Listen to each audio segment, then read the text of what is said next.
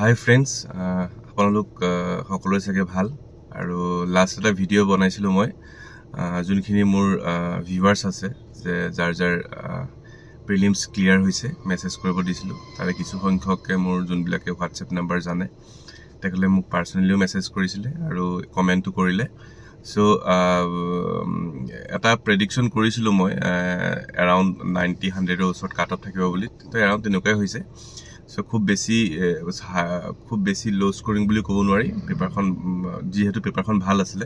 তো as expected আমি ঠিকই জুনে ভালকে কৰিছিলে around 890 ওচৰ পাইছিলে জুন জেনাৰেল ক্যাটাগৰী তেখেতসকলে মোস্ট মানে প্ৰায় ক্লিয়াৰ হৈছে যদিও এপিএসসি এ অফিশিয়াল কাট অফ তো ইতিয়ালৈকে ঘোষণা কৰা নাই এতিয়া কথাটো হল কি মই এসএ সম্বন্ধীয় দুই এটা কথা আপোনালোকৰ লগত আজি শেয়াৰ কৰিব বিচাৰিছো মোৰ যোনখিনি এনালাইসিস চকুত পৰিছে এপিএসসি ইটিআৰ প্যাটাৰ্নটোত এসএ দুখন আহে আপোনালোক সকলোৱে জানে দুখন আহে 125 মাৰ্কস কে দুখন এসএ আহে আৰু এই এসএ দুখনৰ বেসিক্যালি দুটা পাৰ্ট থাকে এটা পাৰ্ট ফিলসফিক্যাল পাৰ্ট মানে ইটস ৰিলেটেড টু বেসিক্যালি আমাৰ এথিক্স পেপাৰখনৰ লগত অলপ ৰিলেট কৰে এখন ফিলসফিক্যাল পাৰ্ট বুলি কয় এটা মানে গম পাব পাৰি আৰু এটা পাৰ্ট আমি জেনাৰেলি আমি জিএস বাকি যোনখন জিএস পঢ়া হয় সেইবোৰ ৰিলেটেড টপিক আহে সো এসএ প্ৰিপাৰেচন তো খুব বেছি যদি আপোনালোকে এটা ভয় কৰি থাকে বা এসএ কাৰণে কেনেকে প্ৰিপাৰেচন কৰিব লাগিব এইটো মাইন্ডত নানিব এসএ কাৰণে এক্সট্ৰা প্ৰিপাৰেচন তো পঢ়াৰ ক্ষেত্ৰত কৰিব লাগে এসএ ৰাইটিং মই কৈ আছো দুটামান কথা আপুনি যোনখিনি জেনাৰেল ষ্টাডিজ জিএস এথিক্স বাদ দি বাকি পেপাৰ কেখনৰ কাৰণে যোনখিনি জিএস পঢ়িব আপুনি ইন্টাৰনেশনাল ৰিলেশনশিপ হক বা পলিটি হক হিস্ট্ৰি হক জিওগ্ৰাফি যিমানখিনি আপুনি টপিক পঢ়িব সেই টপিকখিনি ৰিলেটেড বেসিক্যালি আমি এটা এসএখন পাই যাও এখন এটা পাৰ্ট যোনটো মই ফিলসফিক্যাল নহয় বুলি কৈছো তাত পাই যাও আৰু ফিলসফিক্যাল পাৰ্টটো আপোনালোকে মেইনলি ৰিলেটেড টু এথিক্স যাৰ এথিক্সৰ জ্ঞানটো খুব ভালকে আছে কাৰণ এথিক্সটো কনসেপচুৱেল মানে এথিক্স পেপাৰখন আপুনি মুখস্থ কৰিবা এই বস্তু বাই হাৰ্ট কৰিটো তেনেকুৱা নহয় আপুনি আপোনাৰ নিজৰ এটা মাইন্ডটো খুলি ৰাখিব লাগিব নিজৰ এটা এথিক্যাল যোনটো আমাৰ চিন্তা বা যোনটো আমাৰ চিন্তাটো একচুয়ালি আমাৰ খুলি ৰাখাটো বেছি ভাল যেতিয়া এথিক্স পেপাৰখন আমি কৰা যায় সেই কাৰণে জিএসৰ যোনখিনি এথিক্স বাদে তাৰ পৰা এখন পেপাৰ সেই পেপাৰখিনি আমি যিমান ষ্টাডি কৰো তাৰ লগত এখন এসএ প্ৰায় আমি কমন দেখা পাওঁ এথিক্সৰ পাৰ্টৰ পৰা দেখা পাওঁ সেই কাৰণে মই কওঁ যে এক্সট্ৰাকে যদি আপুনি এসএ কমন বিচাৰি থাকে এটা বহুতে মই দেখা পাওঁ এসএ কমন বিচাৰটো সবতকে এটা ডাঙৰ মোৰ মতে ডাঙৰ এটা ভুল বুলি ক'ব পাৰো মই এসএ কেতিয়া আপুনি আমি যেতিয়া গভৰ্ণমেন্ট বয়জত পঢ়া আমাক সৰুৰ পৰা এসএ মুখস্থ কৰিব শিকোৱা নাছিলে আমাক দিয়ে যিকোনো টপিক যেনেকে এসএ ক'বলৈ গলে আপুনি এপিএসসি এসএখন আকস্মিক বক্তৃতা টাইপৰ যেনেকে তাত ক'ব লাগে ইয়াত আপুনি এটা টপিকৰ ওপৰত আপুনি কিমান জ্ঞান আছে সেই জ্ঞানটো আপুনি কেনেকে লিখাত কেনেকে আপুনি ইউটিলাইজ কৰিছে মানে আপোনাৰ লিখনি তো আপোনাৰ যোনটো ৰাইটিং স্কিল তো ইয়াৰ ওপৰত ডিপেন্ড কৰে আপুনি সুন্দৰ অসমীয়াটো এসএ লিখিব পাৰে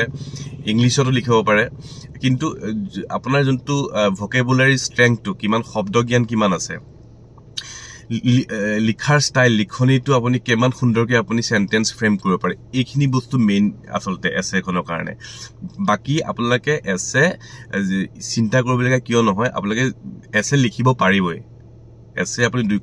দুটা পাৰ্টৰ আপোনালোকে এসএ লিখিব পাৰিব কাৰণ আপোনালোকে যেতিয়া জেনাৰেল ষ্টাডিজ পঢ়িব আপুনি কোনো চিন্তাই কৰিব নালাগে এসএ লিখিব পাৰিবই কিন্তু কমন যেতিয়া ইতিয়াৰ পৰা যদি এসএ খনৰ কাৰণে আমি টাইম দি আমি কমন বিচাৰি থাকো এইটো কাম কেতিয়াও নকৰিব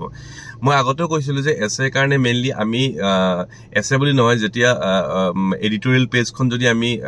আসাম ট্ৰিবিউনৰ যদি লাষ্ট 1 ইয়াৰ বা 1.5 বছৰ ধৰি আমি ষ্টাডি কৰি আহিছো এডিটৰিয়েল পেজখন যদি বেসিক্যালি আমি ষ্টাডি কৰিছোৱে তেতিয়া এসএখনটো বহুত ইজি হৈ যাব কমন বুলি আপুনি আহিব পাৰে মই অবজাৰ্ভ কৰি গম পাইছো কমন বুলি ক'ব নোৱাৰো মানে কমন বুলি আপুনি কমন বস্তুটো কি বুজি নাপাওঁ একচুয়ালি আপুনি গুটেকেটা টপিক আপোনাৰ চিনাকি হ'ব যোৱাবাৰ যেনেকৈ আহিছে 4টা টপিক এপিনে 4টা টপিক পাৰ্ট এ পাৰ্ট বি সব টপিকে চিনাকি কিন্তু আপুনি কোনটো টপিকৰ ওপৰত আপোনাৰ সবতকৈ বেছি জ্ঞান আছে সেই জ্ঞানটো আপুনি কেনেকৈ লিখনিত ইউজ কৰিব পাৰিব সেইটোৱে মোস্ট ইম্পৰ্টেন্ট এসএ কাৰণে সেই কাৰণে ষ্ট্ৰেটেজি হিচাপে মই এসএ আকৌ ভালকৈ আমি ষ্টাডি কৰি আপোনালোকক আমি শেয়াৰ কৰিম সেই কাৰণে আপোনালোকে কি কৰিব মানে লিখা প্ৰেক্টিছটো খুব কৰিব আৰু এসএখন সুন্দৰভাৱে আপুনি যদি ভুল মানে গ্ৰামেটিকেল মিষ্টেক জিএছৰ বাকী কিছুমান কুৱেশ্যন গ্ৰামেটিকেল মিষ্টেক হৈ যাব পাৰে বহুত ডাঙৰ ইছ্যু নহয় কিন্তু এছেখন লিখোঁতে আপোনালোকে একেবাৰে গ্ৰামেটিকেল মিষ্টেক নকৰিব এছেখন বহুত বেছি ভকেবুলাৰী বহুত হাৰ্ড বহুত টান ভকেবুলাৰী ইউজ কৰিব দিয়া নাই মই আপোনালোকে যাতে যি ইউজ কৰিছে চেণ্টেন্স ফ্ৰেমিংটো ভাল হ'ব লাগে সুন্দৰ হ'ব লাগে যাতে পঢ়িলে বুজি পায় আৰু কিছুমান টপিক যেনে গ্লোবেল ৱাৰ্মিং চিম্পল হৈ টপিকটো নাহে এতিয়া গ্লোবেল ৱাৰ্মিঙৰ বিষয়ে লিখিব হ'লে আপুনি প্ৰথম এছেখনৰ লিখাৰ ষ্টাইল আছে প্ৰথম আপুনি যোনখন টপিক পাব সেই টপিকটো ছাপ'জ গ্লোবেল ৱাৰ্মিং এতিয়া হোৱাট ইজ গ্লোবেল ৱাৰ্মিং আমি লিখিলে কেনেকৈ গ্লোবেল ৱাৰ্মিঙে ইম্পেক্ট পেলাইছে সেইটো লিখিলে গ্লোবেল ৱাৰ্মিং আমি কেনেকৈ ৰোধ কৰিব পাৰোঁ আপোনাৰ যিমান মানে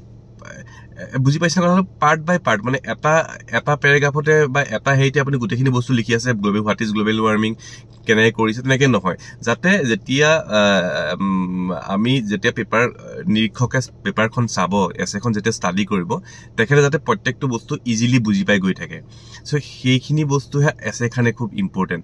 মাৰ্কছ স্ক'ৰ কৰিবৰ কাৰণে এছে বহুত ভাল পেপাৰ হয়তো মানুহে ভুল নকৰিব আপোনালোকে খালি এছে কাৰণে মই আকৌ এইটো কথা কৈছোঁ আপোনালোকে বহুত বেছি ষ্ট্ৰেছ নল'ব আপোনালোকে জেনেৰেল ষ্টাডিজৰ কাৰণে যোনখিনি বস্তু পঢ়ি আছে জেনেৰেল ষ্টাডিজ প্লাছ এথিক্সৰ কথাও কৈছোঁ সেইখিনি বস্তুৱে আপোনালোকে এছেখনত ডেফিনেটলি পাব তাৰ কাৰণে আপোনালোকে চিন্তা কৰিব নালাগে আৰু এছেৰ কিছুমান যোনখিনি মেইন ষ্ট্ৰেটেজি মই কৈ দিছোঁ আপুনি ভকেবুলাৰীটো অলপ ষ্ট্ৰং কৰিব লাগিব চেণ্টেন্স ফ্ৰেমিং ভাল হ'ব লাগিব তাৰ কাৰণে আপোনালোকে লিখিব লাগিব যিমান পাৰে আপোনালোকে লিখা চেষ্টা কৰক কিবা এটা টপিক এটা ভাবক টপিকটো ভাবি আপুনি নিজে লিখিলে যে মানে লিখাৰ স্কিলটো যে আপুনি